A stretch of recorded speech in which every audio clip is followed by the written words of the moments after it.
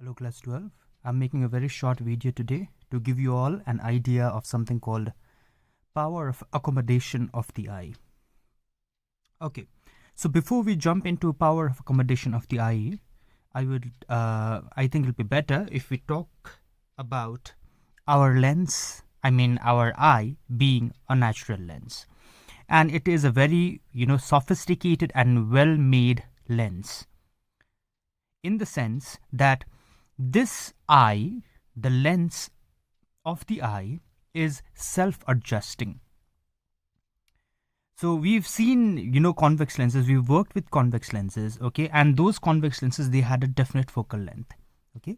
But our eye is a lens which is self-adjusting in the sense that, it can self-adjust its focal length. If we have a certain object at a certain distance from the eye, okay, say it's very close to infinity, or theoretically say the object is at infinity. Okay, if the object is at infinity, okay, a very far distance away, and we gradually start bringing the object closer to the eye. Now, when we start bringing the object closer to the eye, we will still be seeing a distinct image of this object. We'll be getting to see a distinct vision of the object. Why is that so? Because as we bring the object nearer to the eye, what happens is the focal length of the eye goes on changing. So the closer the distance between the object and the eye, okay, the shorter will be the focal length. So as the object comes closer to the eye, the focal length starts getting shortened, that of the eye. Okay, and thereby, the eye can focus properly on the object and will still be seeing a distinct vision.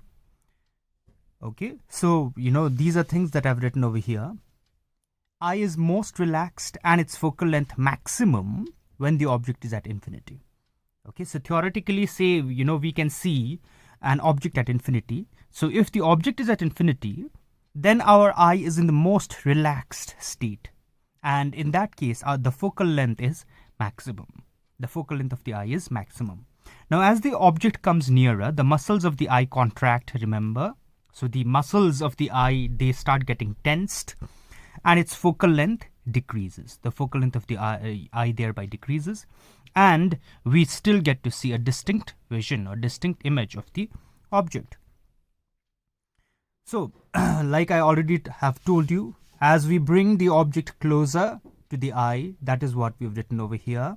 The muscles contract, the focal length decreases, and thereby we get a distinct vision. So this power of the eye to change its focal length, this self-adjusting power of the eye to change its focal length is what is called power of accommodation of the eye. Now, this power of accommodation, the eye cannot go on changing its focal length infinitely, so to say. There is a limit to it. So there is a limit to the power of accommodation of the eye. Okay. Now the nearest distance up to which the eye can see clearly is called least distance of distinct vision. Least distance, it is called least distance of distinct vision. So, like we said before, if the object is very far away from the eye, we start bringing it closer and closer and closer and closer to the eye. What happens is the focal length goes on decreasing and we still get a distinct vision. But we do not, infinitely we are bringing the object closer to the eye. We do not infinitely get to see a distinct vision.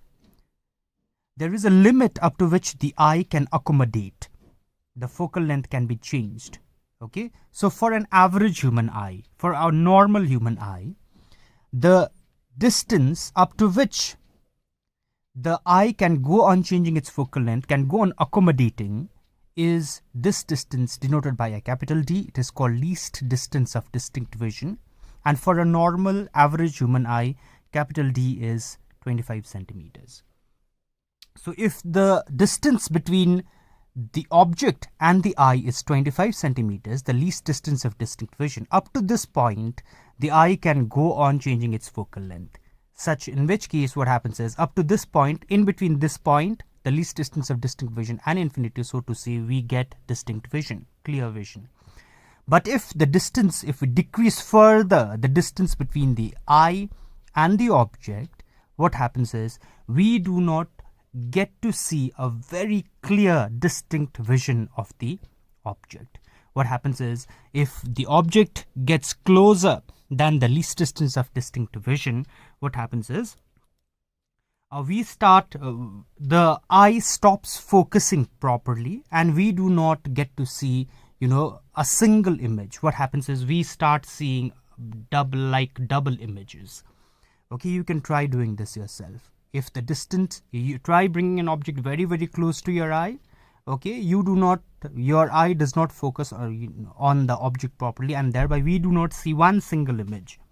What happens is we start seeing, either, some eye will see blur image, okay, the image starts getting blurred, or some, we basically see two images of an object. You can try doing that.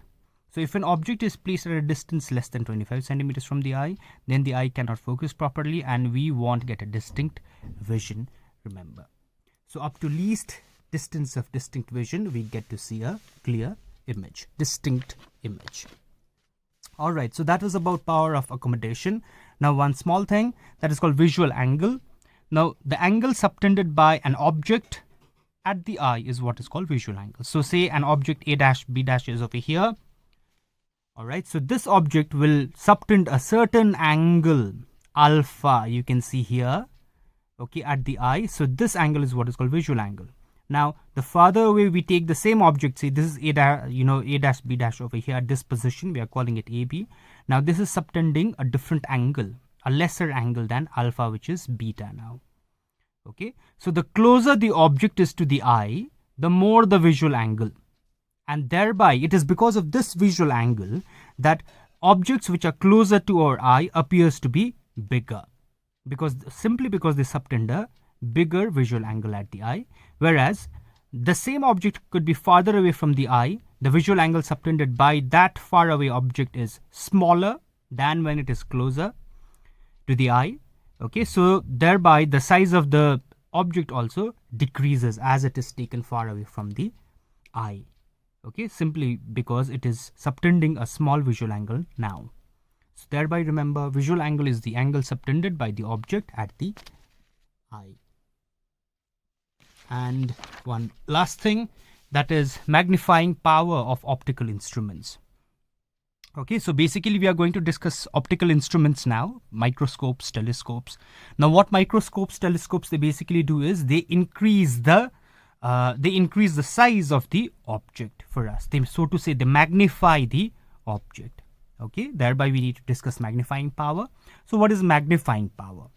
Magnifying power, technical definition is the magnifying power of an optical instrument is the ratio of visual angle subtended by the image. Okay, ratio of visual angle subtended by the image, of course formed by the instrument, the image that is formed by the instrument at the eye, to the visual angle subtended by the object at the unaided eye. Now here you have seen this picture many times, that is the virtual image formed by a convex lens or a magnifying glass, so to say. Now a convex lens or a magnifying glass is also called a simple microscope, remember. So here is the picture of a simple microscope. So here is the virtual image that is formed. So the angle which this virtual image subtends at the eye is beta. So this beta is the visual angle subtended by the image. Alright, now we have to find the ratio of this beta to the visual angle subtended by the object at the unaided eye, remember. Unaided eye meaning without the use of any optical instrument, when the eye is looking at the object. Alright, so the visual angle subtended by the object at the eye, in that case, is the visual angle subtended by the object at the unaided eye, more precisely.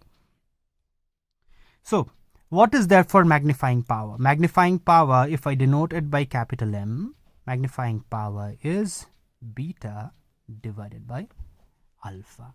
And in most cases, we consider the object to be at the least distance of distinct vision from the eye. So magnifying power is the angle subtended by the image at the eye, okay, to the visual angle subtended by the object at the unaided eye. So this is magnifying power, remember.